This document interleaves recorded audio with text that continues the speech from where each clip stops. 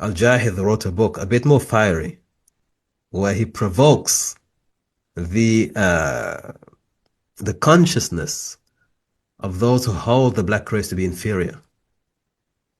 Fakhr Sudan, that he says we actually have a pride about us, right? We are above the whites. It's a provocative piece.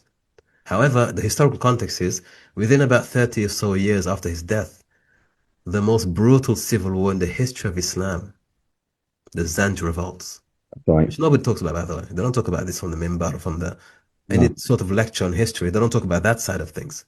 It was an ethnic war between the blacks in Baghdad or in Iraq, That's right. and the non-blacks. They're Yes. co-religionists. One of the most brutal and And long, and long. Well, it was what, 10 years? Well, the period of time, it was years, many it was a years. lengthy, yeah, it was a lengthy period. It wasn't just a one day one, it was a lengthy, and many Right. people lost their lives. It was based on what?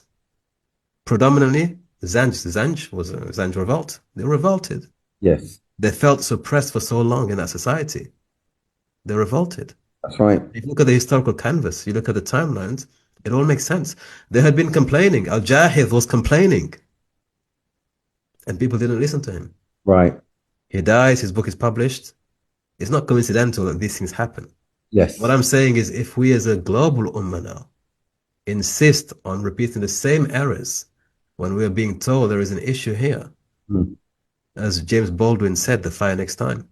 Yeah. Yeah. The fire next time, you need to be very vigilant and careful and listen to the people who are telling you there is something that should be considered here, right? Our invisibility should not be taken for granted. And these books, the literature that you've highlighted, are appointed to that. And in this contemporary age, we're seeing the same thing. I've written about it, the invisibility of blackness when considering the significance of blackness in the annals of Islamic history with regards to the first hijrah that was taking place, with regards to some of the companions of the Prophet ﷺ, with regards to the Prophet ﷺ's milk nurse, wet nurse, and everything in this regard. And it's a wonder with regards to the prophethood, not his prophethood, previous prophet Anbiya. It's a wonder why this invisibility, oversight, marginalization continues today.